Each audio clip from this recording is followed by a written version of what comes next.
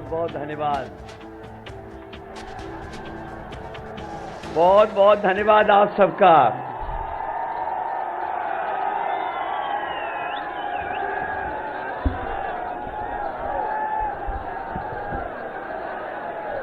मुझे नहीं पता था कि यहाँ के लोगों को स्टूल वाली बात यहाँ भी लोग जानते हैं। ये स्टूल वाली बात क्या है भाई?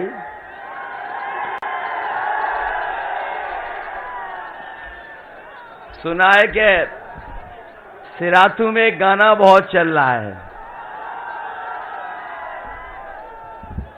क्योंकि स्टूल वाली बात आई तो मुझे किसी ने बताया कि सिराथू में इधर एक गाना बहुत चल रहा है,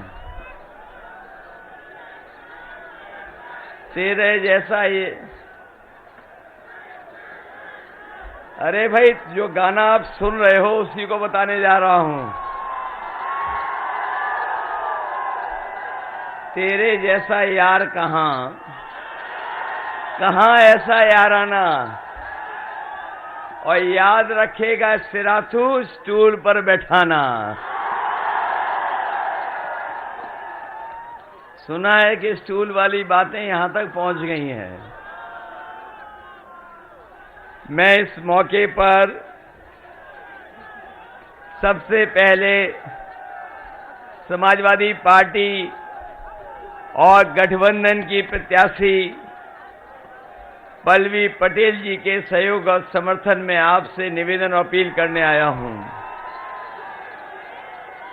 हमारे साथ मंच पर समाजवादी पार्टी के वरिष्ठ नेता, राष्ट्रीय प्रमुख सचिव इंद्रजीत सरोज जी, यहां पर मंच पर समाजवादी पार्टी के जिलाध्यक्ष दया शंकर जी, मंच पर उपस्थित मस्तेश चंद सोनकर जी, राम सजीवन निर्मल जी, आनंद मोहन पटेल जी, कैलाश चंद केशरवानी जी, पार्टी के हमारे महासचिव और बहुत ही पुराने नेता मौला मख जी, पूर्व अध्यक्ष माजिद अली साहब, असरफीला शास्त्री जी, भानु प्रताप यादव, रामकरण निर्मल, समाजवादी पार्टी के लोहिया भानी के प्रदेश अध्यक्ष, बिम्बित साहू जी, अनुज यादव, मान सिंह यादव एमएलसी जी,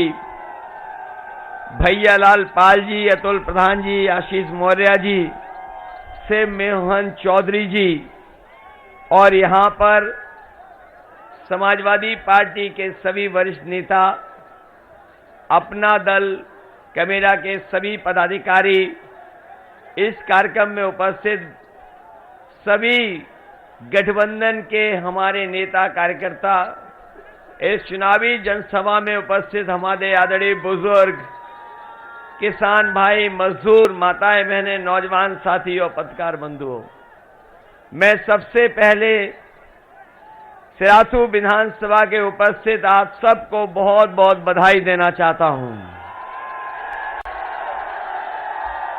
मैं आप सबका बहुत बहुत स्वागत करना भी चाहता हूं। मैं देख रहा हूं जहां मैदान मुझे जहां तक दिखाई दे रहा है, पीछे तक पूरा जन सैलाब उमड़ करके आया है। अगर हम बाईं तरफ देखें, मंच छोटा है जिसमें जिम्मेदार नेता कार्यकर्ता हमें दिखाई दे रहे हैं, उसके साथ साथ मंच के पीछे और हमारे मंच के दाईं तरफ और पीछे आखिरी तक हमें लोग दिखाई दे रहे हैं। ये जन सैलाब बता रहा है कि इस बार पल्लवी पटेल जी ऐतिहासिक वोटों से जीत करके जा रही हैं। ये बात तो सिराथू वाले जानते ही हैं और मन बना लिया है। आप लोगों ने राय बना ली कि नहीं बना ली? इसका मतलब ये है कि लखनऊ की जो घबराहट है वो ठीक घबराहट है। इसीलिए यहां के नेता काम नहीं आ रहे हैं,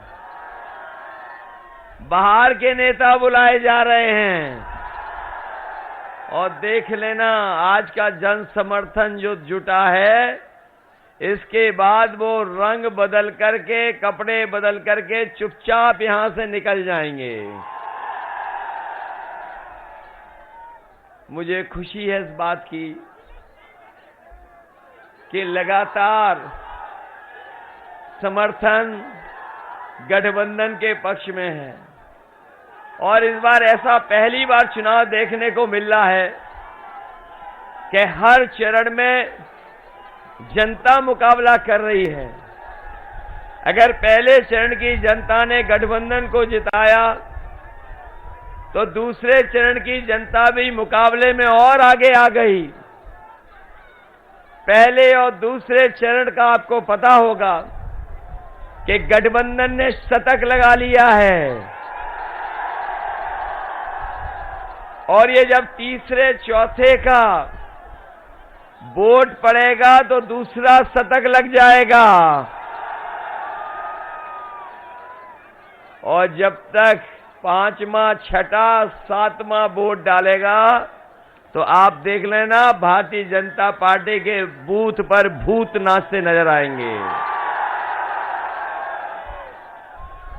इधर आपने इनके नेताओं के भाषण सुने होंगे।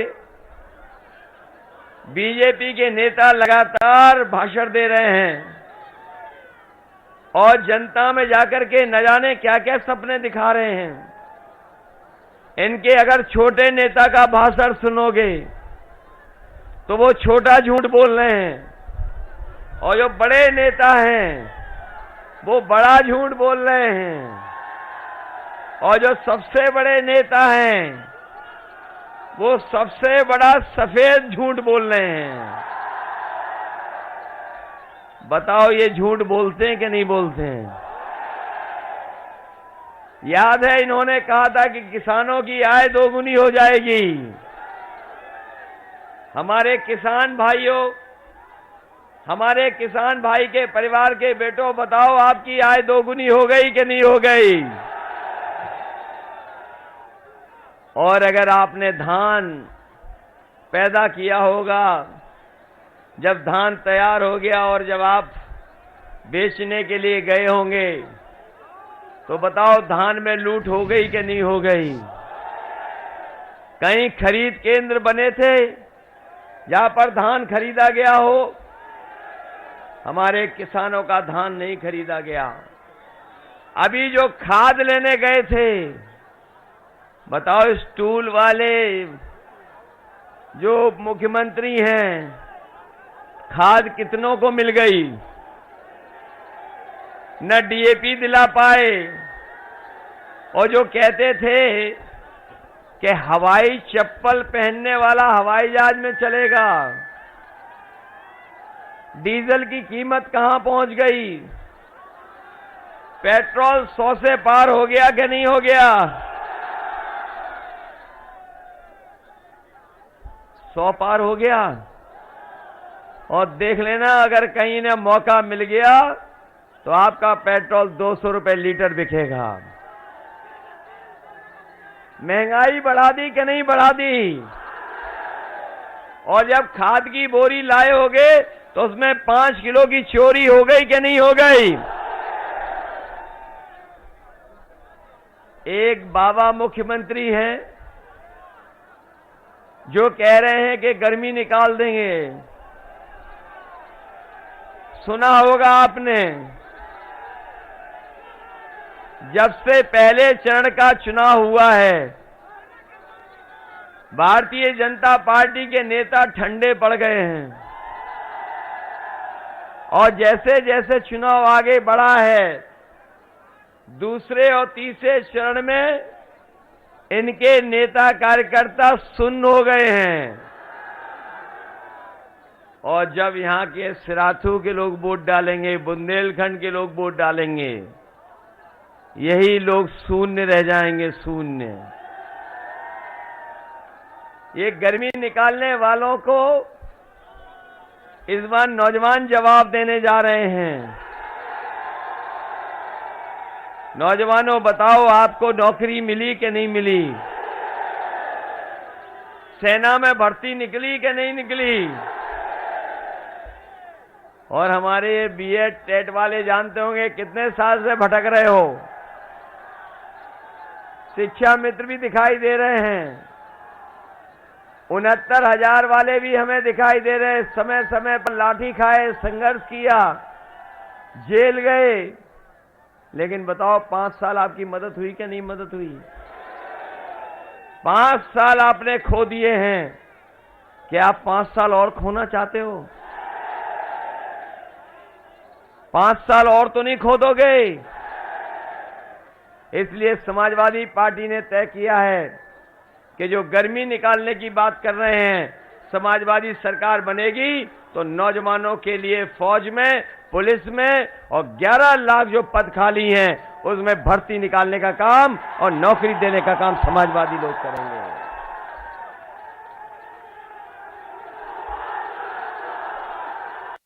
क्योंकि हम परिवार वाले लोग हैं। हम लोग दुख तकलीफ जानते हैं कि परिवार का अगर एक बेटा खाली बैठा है तो उस परिवार पे क्या क्या गुजरता होगा। परिवार में अगर महंगाई हो जाती है तो हम जानते हैं परिवार की गृहस्थी नहीं चल पाती है। और जिस समय लॉकडाउन लगा था, ये सड़क पर आपने देखा होगा मजदूर भाई चलते चलते अपने घर पहुंचे थे। लॉकडाउन के समय पर हमारे मजदूर भाई जो गुजरात से, महाराष्ट्र से, दूसरे प्रदेशों में काम कर रहे थे, पैदल पैदल अपने घर पहुंचे थे। अपने घर परिवार को संग लेकर के, छोटे छोटे बच्चों को लेकर के, और जो बच्चे पैदल नहीं चल पा रहे थे उन्हें गोदी में लेकर के पहुंचे थे। आपको याद है कि नहीं याद है? यही सरकार थी। और जब कोरोना आया, बीमारी आई, उस समय जब बीमारी आई कोरोना की, उस समय जिस समय सबसे ज्यादा गरीब को, किसान को दवाई की, अस्पताल की जरूरत थी और ऑक्सीजन की जरूरत थी, बताओ ये सरकार क्या ऑक्सीजन दे पाई थी? और आपके बगल में गंगा मां बहती हैं। इलाहाबाद के लोगों ने देखा होगा कि किस तरीके से न केवल इलाहाबाद में लाशें बह रही थीं, बनारस में, गाजीपुर में, और यूपी की लाशें बहकर करके जाकर के बिहार में बक्सर में मिली थी जाकर के। क्या वो बातें आप सब भूल गए हो? ये बातें मैं इसलिए कह रहा हूं कि जिस समय सबसे ज्यादा गरीब को जरूरत थी सरकार की, उस समय अगर किसी ने अनाज छोड़ने का काम किया था तो भारतीय जनता पार्टी की सरकार ने गरीब जनता को अनाज छोड़ दिया था। इसलिए हम आपसे कहना चाहते हैं कि ये 22 का चुनाव कोई छोटा चुनाव नहीं है। ये चुनाव उत्तर प्रदेश के भाग्य को बनाने का चुनाव है।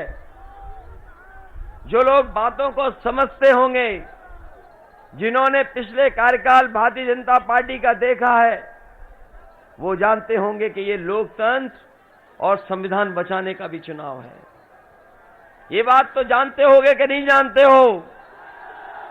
इसलिए मैं आपसे कहना चाहता हूं, लोकतंत्र बचाओगे कि नहीं बचाओगे? संविधान बचाओगे कि नहीं बचाओगे? और यहां के जो प्रत्याशी हैं, जो बीजेपी के नेता हैं, जो स्टूल वाले मंत्री हैं,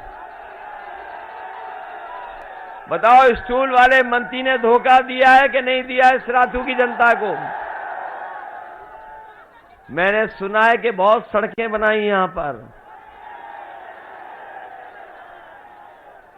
कोई चौड़ी सड़क नहीं बनाई।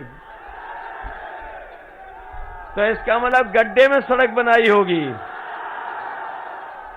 ये तो कमाल के हमारे स्टूल मंत्री थे, जिन्होंने सड़कें बनाई और पीछे पीछे सड़क उखड़ती चली गई। और याद होगा आपको, वो समय भूल गए कि एक सड़क का उद्घाटन करने कोई पहुंचा, सड़क बनके तैयार हो गई थी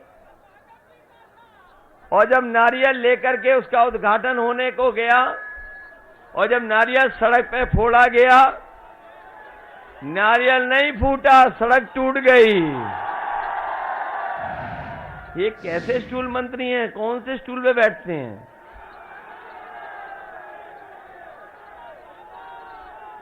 और जो बाबा मुख्यमंत्री थे,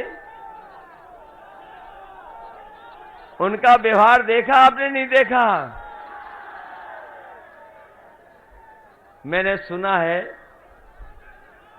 कि स्टूल वाले मंत्री एक बार ये भूल गए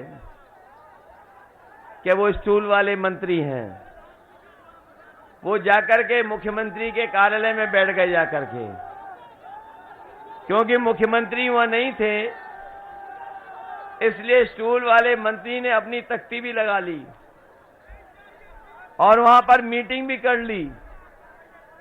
मीटिंग में डीजीपी और मुख्य सचिव भी बुला लिए, लेकिन जैसे ही बाबा मुख्यमंत्री को पता लगा कि कोई उनके कार्यालय में बैठ गया था आकर के, हमारे लखनऊ के पत्रकार साथी जानते होंगे, वो कुर्सी भी फेंक दी, वो जो तख्ती लगी थी तख्ती भी फेंक दी। याद है कि नहीं याद है? सुना है कि बहुत अन्याय और उत्पीड़न हुआ है यहां पर। सुना है कि सरकार का घमंड और सरकार के अहंकार में बहुतों के साथ अन्याय हुआ है। अगर जनता ने किसी को जिता दिया तो इन्होंने सरकार के माध्यम से उसका वोट छीन लिया। याद है जिला पंचायत का चुनाव, ब्लॉक मुखी का चुनाव, क्या जनता ने जिताया था भारतीय जनता पार्टी को? इन्होंने वोट की लूट की थी कि नहीं की थी? और पैसे से और पुलिस से धमकाया था कि नहीं धमकाया था? अब बाजी आपके हाथ में है। जिन्होंने वोट को लूटा, आपके ऊपर अन्याय उत्पीड़न किया और जिन्होंने जनता के समर्थन की धज्जियां उड़ा दी, उनको इस चुनाव में सबक सिखाओगे कि नहीं सिखाओगे?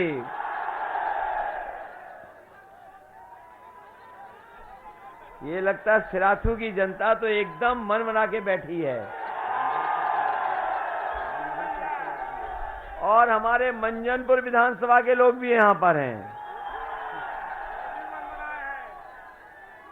ये तो लगता है इस बार पूरा का पूरा जिला समाजवादी होने जा रहा है।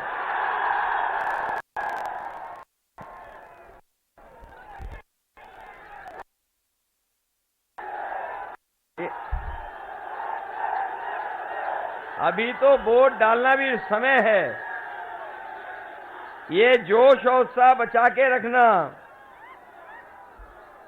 ये जोश और उत्साह बचा के रखना। कहने के तो वो सिराथू के बेटा बन रहे थे, जो स्टूल वाले मंत्री कहने को तो कह रहे थे कि वो यहां के बेटा हैं। बताओ बेटे ने क्या हमारी मदद नौजवानों की है? आपका भविष्य चौपट कर दिया कि नहीं कर दिया? आपके 5 साल बर्बाद कर दिए कि नहीं कर दिए? आपको डीजल पेट्रोल महंगा खरीदना पड़ रहा है कि नहीं खरीदना पड़ रहा? ना आपका ट्रैक्टर चल पा रहा है, ना मोटरसाइकिल चल पा रही है। सिलेंडर महंगा हो गया कि नहीं हो गया? पहले सिलेंडर सस्ता था। ये डोर टू डोर कैंपेन कर रहे थे, घर घर जाकर के प्रचार कर रहे थे। जब से माताओं बहनों ने सिलेंडर इनको दिखाए हैं, तब से ये दूर दूर से प्रचार कर रहे हैं। और जो लोग डोर टू डोर कैंपेन कर रहे थे, जो डोर टू डोर कैंपेन कर रहे थे, उनका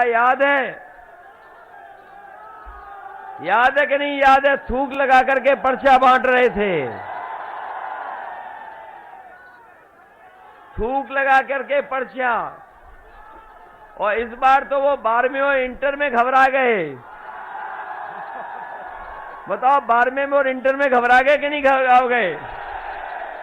अरे शुक्र है कहीं उन्होंने ऐसा तो नहीं कहा कि इंटर पास करने के बाद जो 10वां पास करेगा उसे लैपटॉप देंगे।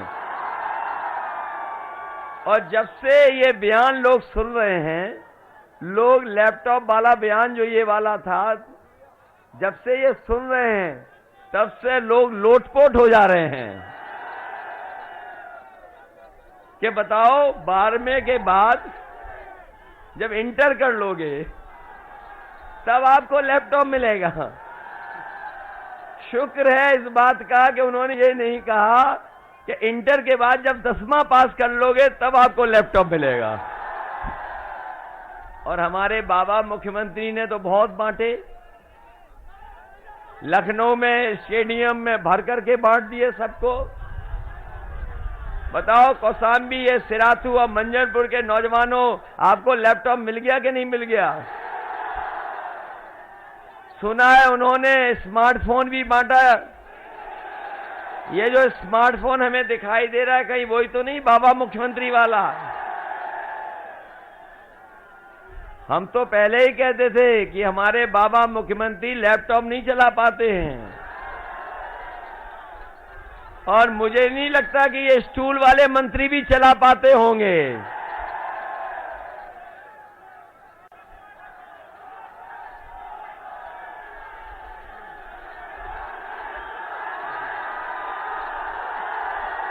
ये स्टूल वाले मंत्री भी नहीं चला पाते हैं। और हमारे लोगों ने वो तस्वीर तो देखी होगी अपने बाबा मुख्यमंत्री की, कि जिसमें वो खुद पूरब देख रहे हैं, जनता पश्चिम देख रही है। तब हमें पता लगा है कि बाबा मुख्यमंत्री स्मार्टफोन भी नहीं चला पाते।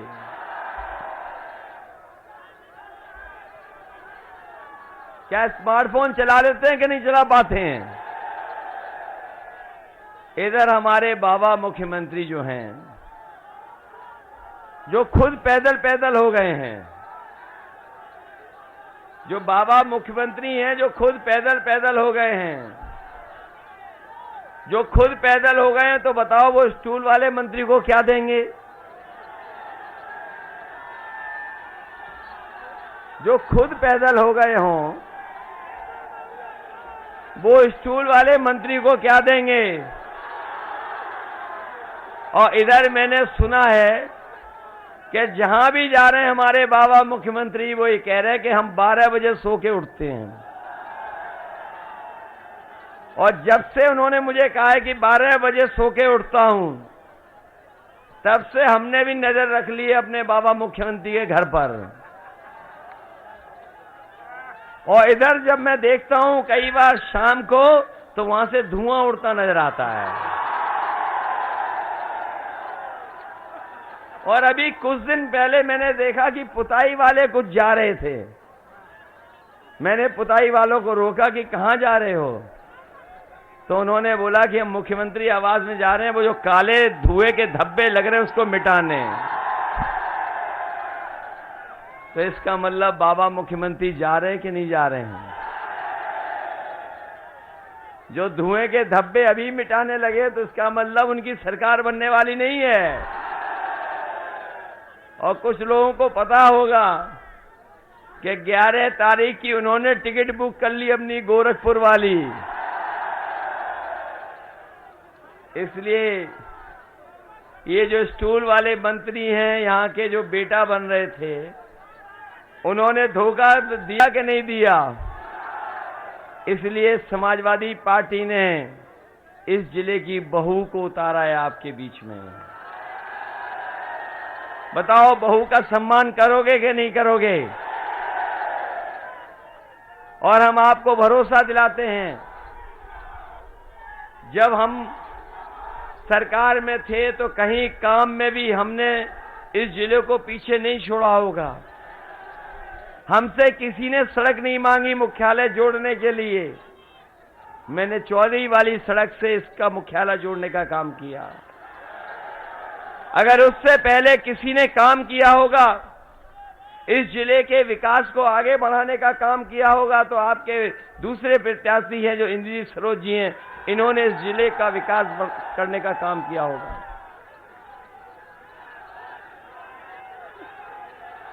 ये जो समाजवादी पार्टी की प्रत्याशी पल्लवी पटेल जी हैं, ये अपने चुनाव चिन्ह से भी लड़ सकती थी चुनाव, लेकिन हमने खुद आपसे कहा कि कम से कम इस विधानसभा में आप ये त्याग कर दीजिए कि आप अपने चुनाव चिन्ह पर मत लड़िए, आप साइकिल पे चुनाव चिन्ह लड़िए। तो ये साइकिल पे लड़ रही कि नहीं लड़ रही बताओ? तो किसकी जिम्मेदारी है इनका सम्मान बढ़ाने की? ये अब हमारी और आपकी जिम्मेदारी है इनका सम्मान बढ़ाने का। और मैं आपको भरोसा दिलाता हूं कि समाजवादी सरकार बनेगी तो सीधा लखनऊ से जितना विकास करना चाहोगे उतना विकास की योजना आप तक पहुंचाने का काम करेंगे।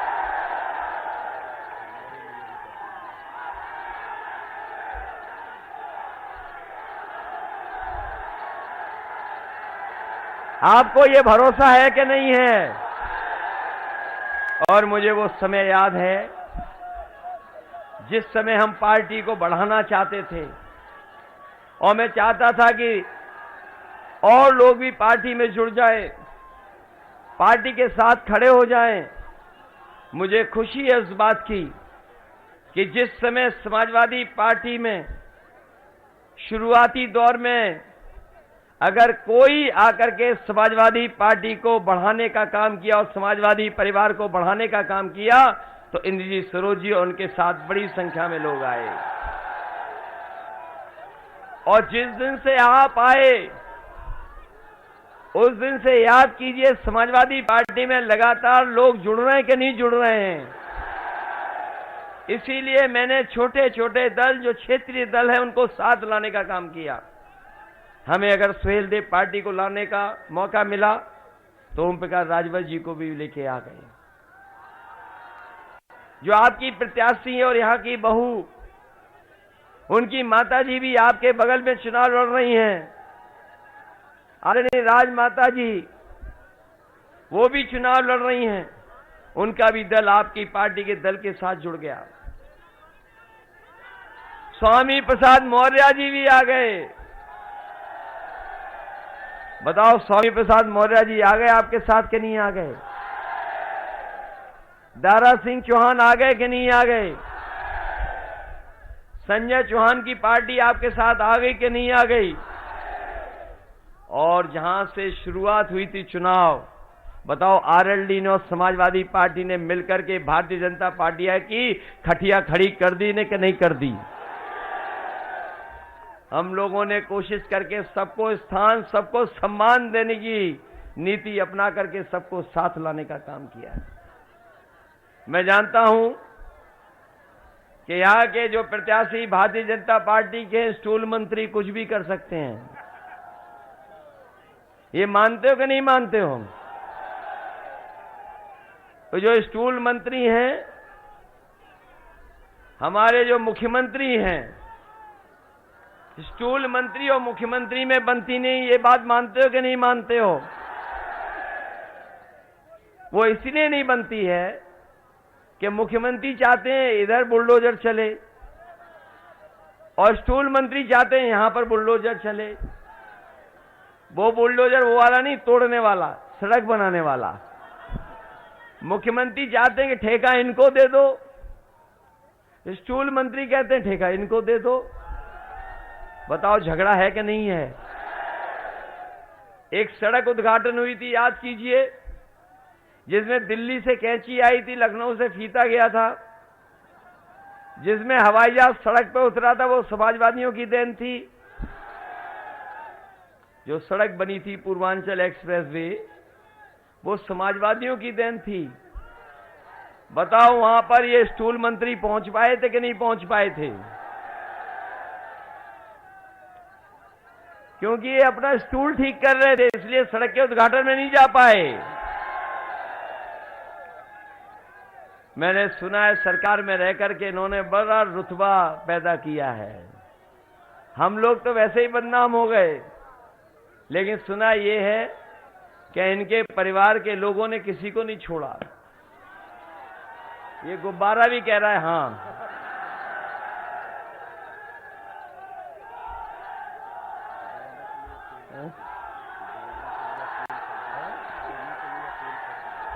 बताओ, उत्पीड़न हुआ है कि नहीं हुआ? अन्याय हुआ कि नहीं हुआ? झूठे मुकदमों में फंसाया क्या नहीं फंसाया गया? और फिर वसूली इनके लोग क्यों नहीं करेंगे? इन्होंने खुद अपना कैरियर वसूली से शुरू किया है। अरे बताओ, हम जाने न जाने दूर वाले हैं हम, लेकिन घर के लोग तो जानते होंगे इनका कैरियर तो वसूली से ही शुरू हुआ था। बताओ, कैरियर वसूली से शुरू हुआ था कि नहीं शुरू हुआ था? और काय की वसूली करते थे वो बताना पड़ेगा क्या?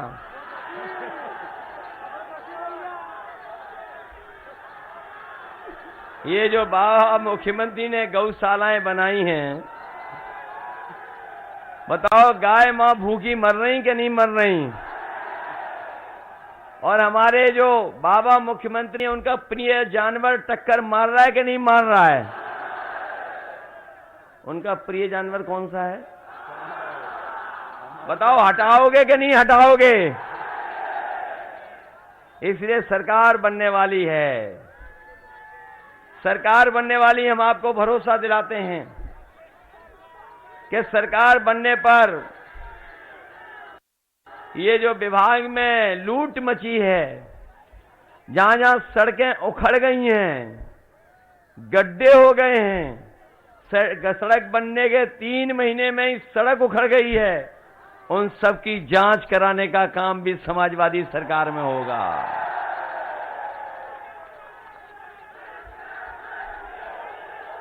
इसलिए साथियों, आपने हमारा